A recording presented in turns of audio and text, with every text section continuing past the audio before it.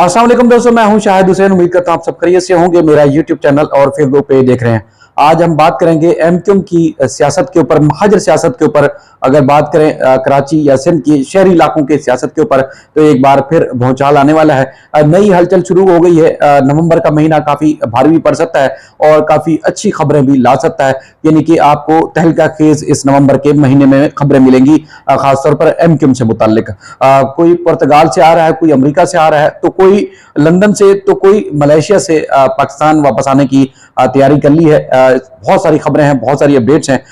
इस वीडियो में आपके सामने रखेंगे। उसके साथ साथ नून लीग का जो है वो एमक्यूएम से इत्तेहाद, और उसके बाद फिर दूसरी तरफ जमीयतुल उलमा इस्लाम एमक्यूएम के साथ पर तोल रही थी कि उनके साथ किसी न किसी तरीके से इत्तेहाद होगा, लेकिन कुछ इत्तेहाद में मजीद दरारें पड़ने जा रही हैं। कुछ खबरें और कुछ अपडेट्स हैं कि अब पीडीएम तो अपनी जगह पर जेडीए जो है वो नून लीग के साथ होगी। क्या कुछ आगे होने जा रहा है वो भी इस वीडियो में आपके सामने रखेंगे। साथ ही साथ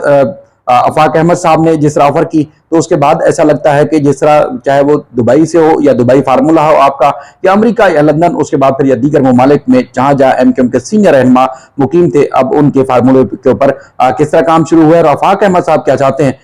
वो भी इस वीडियो का हिस्सा होगा। हम कुछ बात करेंगे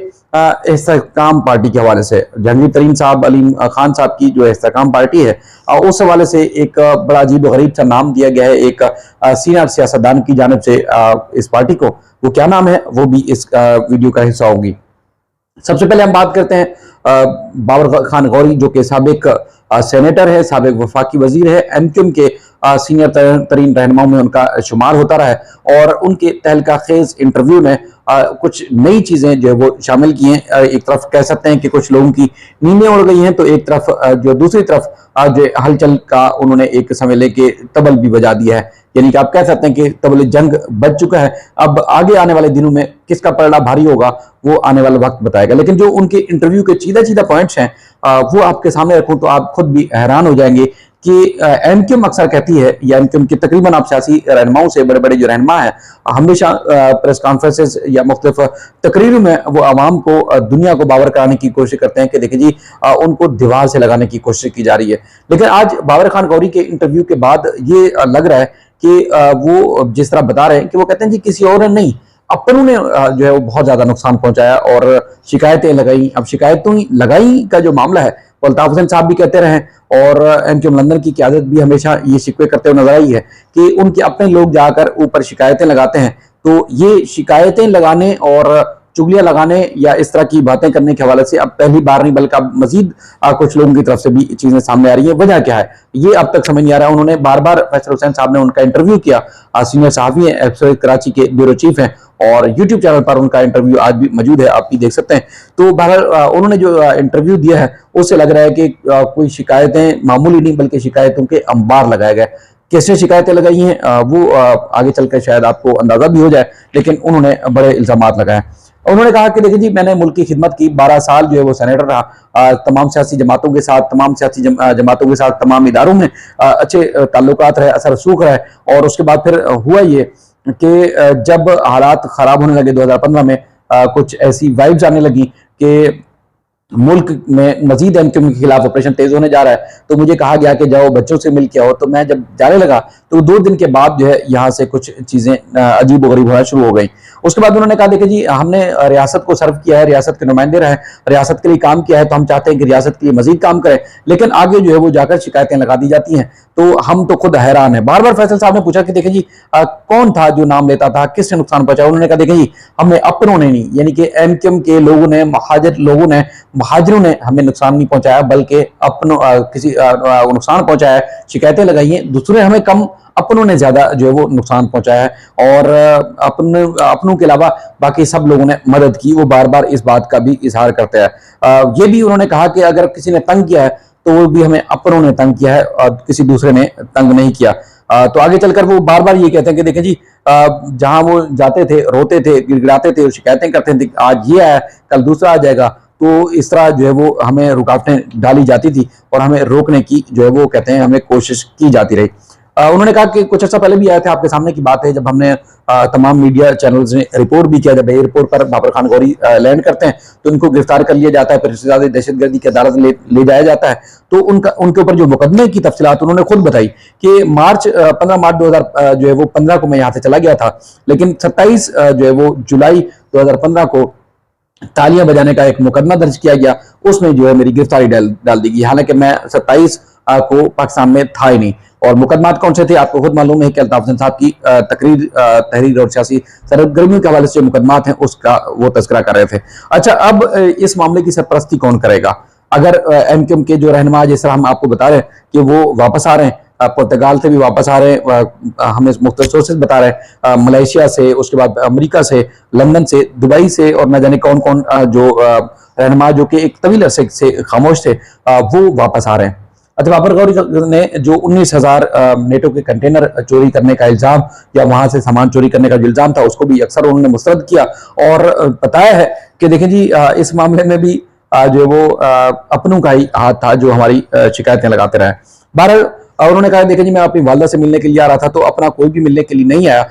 ایک دو لوگوں کے علاوہ باقی جو ہے وہ شکایتیں لگانے میں لگے رہے, اور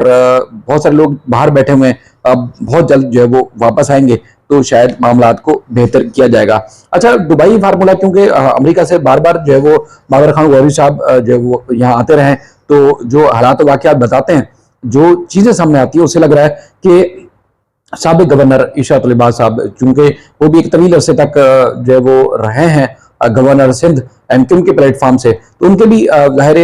بہت ساری سیاسی جماعتوں میں بھی اثر و رسوخ بھی ہے, ان کے تعلقات بھی ہیں, اور مقتدر حلقوں میں بھی ان کے بڑے تعلقات ہیں. تو حالات و واقعات بتاتے ہیں کہ ان کا اور بابر خان غوری اور اس کے بعد پھر وہ رہنما جو سیاست سے کنارہ کشی اختیار کر چکے تھے, کسی نہ کسی وجہ سے وہ نئی دھڑے بندی کے ساتھ واپس آ رہے ہیں. اب کیا ایم کیو ایم پاکستان کا حصہ ہوں گے یا نہیں ہوں گے یہ تو آنے والا وقت بتائے گا, لیکن حالات و واقعات بتا رہے ہیں کہ اب مزید تیزی آ رہی ہے, جس میں افاق احمد صاحب کا رول بڑا امپورٹنٹ ہوگا, اور اس کے بعد پھر اشرت العباد, بابر غوری صاحب, اور اس کے بعد سلیم تاجک صاحب ہوں گے, اور بھی بے شمار ایسے رہنما ہیں جو ایک طویل عرصے سے خاموشی جنہوں نے اختیار کر رکھی تھی, اب وہ واپس آ رہے ہیں, تو ان کی جو وہ ہلچل مچنے والی ہے. دوسرا, ایم کیو ایم نے جس طرح نون لیگ کے ساتھ اتحاد کی خبریں چلیں, تو نون لیگ کے کچھ رہنماؤں نے ڈینائی کیا ہے کہ ہم نے کوئی اتحاد کی بات نہیں کی, ٹھیک ہے دعوت دی تھی اور آئے, الیکشن مل کے لڑیں گے اس بارے میں جو ہے وہ کچھ نہیں کہا جا سکتا. لیکن ایک طرف جماعت اسلامی بھی مطمئن ہے کہ ان کو بھی کچھ این اے کی اور کچھ پی ایس کی سیٹیں مل جائیں گی, اور اس کے بعد پھر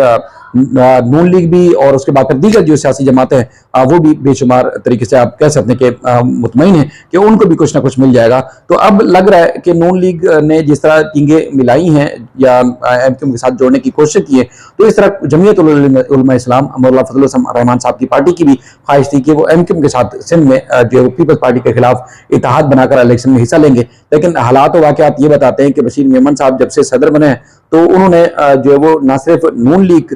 کو جو ہے وہ ایم کیو ایم کے قریب لانے کی وہ کوشش کر رہے ہیں, بلکہ جی ڈی اے کے ساتھ بھی انہوں نے تعلقات مزید استوار کرنے کی کوشش کی ہے, جس کی وجہ سے جمعیت علماء اسلام میں کافی ناراضگی جو ہے وہ پائی جاتی ہے. اب دیکھتے ہیں کہ معاملہ ہے کیا, کیونکہ جو مقتدر حلقے ہیں وہ چونکہ بہت بڑی ریٹائرمنٹ بھی ہونے کو قریب ہے, اور حالات و واقعات بتاتے ہیں کہ کچھ نئے آئیں گے, کچھ پرانے لوگوں سے تعلقات, مختلف جو دھڑے بندی ہے ان کے جو ہے وہ شامل بھی ہیں. اب دیکھنا یہ ہے کہ کون کس کو جو ہے وہ ایکسیپٹ کرتا ہے, کہ جن کے بارے میں مبینہ طور پر بار بار بتایا جاتا ہے کہ وہ شکایتیں لگاتے ہیں, کیا شکایتیں لگانے والوں کی ہی بات سنی جائے گی, یا جو ماضی میں جو ہے وہ سپورٹ کر چکے ہیں یا ماضی میں ملک کے لیے ڈیزرو کر چکے ہیں, ماضی میں ملک کے لیے جو ہے وہ ڈلیوریاں دے چکے ہیں, تو کیا ان کو قبول کیا جاتا ہے؟ کیونکہ ان کا کہنا ہے کہ آپس میں اگر محبت ہوگی, بابر خان غوری صاحب کہتے ہیں آپس میں تمام سیاسی رہنما جنہوں نے 30-40 سال اپنے گھر والوں سے نہیں, اپنی فیملیز کے ساتھ ہم اتنا زیادہ اٹھتے بیٹھتے نہیں تھے, جو ہے وہ ان رہنماؤں کے ساتھ, ان لوگوں کے ساتھ ہمارا زیادہ اٹھنا بیٹھنا کھانا پینا ساتھ ہوتا تھا, اب انہوں نے جو ہے وہ نظریں موڑ لی ہیں. تو اگر ہم آپس میں جڑے رہیں گے تو عوام کا اعتماد بحال ہوگا. دوسری طرف ڈھکے الفاظ میں ان کا یہ بھی مطلب لے سکتے ہیں کہ اگر الطاف صاحب کا اگر چیپٹر کلوز بھی ہے سیاست میں, اگر ریاست ان کو اجازت نہیں دیتی, تو پھر سیاسی جو ایم کیو ایم کے رہنما تھے جنہوں نے جو جونیئر تھے ان کی پوسٹ کے لحاظ سے, اب وہ ان کے آپس میں اگر اتحاد ہوں, آپس میں ان کی محبتیں ہوں, اخلاق ہو, اور آپس میں مل بانٹ کے یا مل جل کے کام کریں, تو پھر عوام کا اعتماد بحال ہو سکتا ہے الطاف حسین صاحب کے بغیر بھی. لیکن اگر آپس میں اختلاف کی شکایتیں لگائیں گے، آپس میں اختلافات ہوں گے، ایک دوسرے کو نقصان پہنچانے کی کوشش کریں گے، تو پھر عوام کا اعتماد بھی بحال نہیں ہوگا۔ دوسرا یہ ہے کہ استحکام پارٹی کے حوالے سے ایک ویڈیو بڑی تیزی سے وائرل ہو رہی ہے، میری نظر سے بھی گزری۔ نبیل گبول صاحب اکثر اس طرح کے متنازع انٹرویو دینے میں بڑے ماہر یا بڑی خبروں میں رہتے ہیں، ویڈیوز میں آپ کو نظر آتے رہتے ہیں۔ انہوں نے کہا جی استحکام پارٹی جو ہے وہ بنیاد طور پر احتلام پارٹی ہے۔ اب بہت سارے لوگ احتلام کے معاملے کو نہیں جانتے ہوں گے، لیکن انہوں نے یہ انٹرویو دیا ایک جگہ پر جس میں انہوں نے اس طرح کا جو وہ جملے استعمال کیے ہیں۔ تو ایک سیاسی رہنما جس کا بڑا قد کاٹ ہو، جس کو لوگ سمجھتے بھی ہوں، جس کو لوگ ریسپیکٹ بھی دیتے ہوں، اس کے زبان سے، اس کے منہ سے اس طرح کے کلمات ادا ہونا، یہ ہمارے لیے سب کے لیے لمحہ فکریہ ہے کہ ایک عوام کو آپ تلقین کرتے ہیں، عوام کو سمجھتے ہیں یا عوام کو چاہتے ہیں کہ عوام جو ہے بہتر طریقے سے جو ہے وہ پیش ہے حکمرانوں سے، سیاستدانوں سے، اور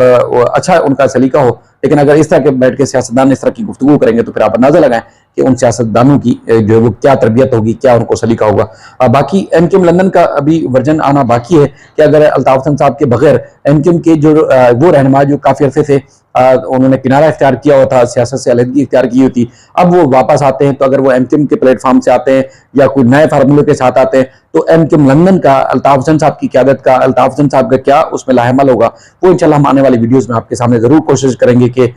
رکھیں۔ اپنا اور اپنے دوستوں کا ضرور خیال رکھیے گا۔ اللہ حافظ۔